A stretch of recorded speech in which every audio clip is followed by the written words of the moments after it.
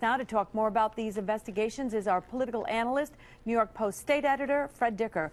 Fred, what should we take away from this? And I wonder, does this in any way tied into the governor sort of wanting to ramp up this kind of investigation? Well, I don't think the governor is directly involved. These are federal authorities, as far as we know. It's really deja vu all over again. It's a time of great hand-wringing at the Capitol and people wondering what's going on. In the case of Cathy Marcione, I think it's one of the sleaziest stories I've ever seen, frankly. If you read the story in the Times-Union today, there's no suggestion she did anything wrong. It just says, according to anonymous sources, that they're looking at a land deal she was involved with. Well, don't you think they should wait until they find out if there was anything wrong with it before leaking something which taints an elected official?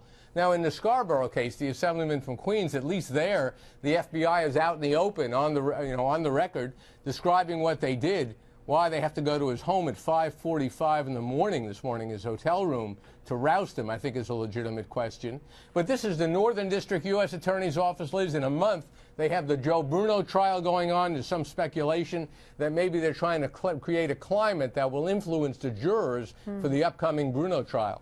Boy, that's an interesting sort of comparison or at least addendum to that whole situation. Absolutely. The thing I thought today, though, Fred, was that I thought in both the cases that have been presented today that the two people involved sort of handled themselves very well in this situation. Cathy Marcione inviting people to see the land for themselves, to sort of saying, look, I don't really have much to hide. And William Scarborough, to his credit, didn't really hesitate to explain what he knew about the situation and to at least explain away, whether you liked his explanation or not, what had happened.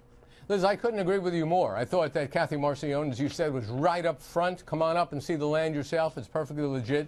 And in Scarborough's case, the downstate assemblyman, for example, he said the feds were asking him about a charge he made to the state for per diem reimbursement when he was teaching a class at Queens College in New York. He said after the class he drove to Albany. It was the evening, but that's allowed under the assembly rules, which it is. So he seemed, as you suggest, and so did Senator Marcione, very upfront about declaring their innocence, and now we should remember they're innocent until proven guilty, and we'll see what happens. And do you think that there could possibly be a real connection between these two cases and the timing of them and the Bruno trial?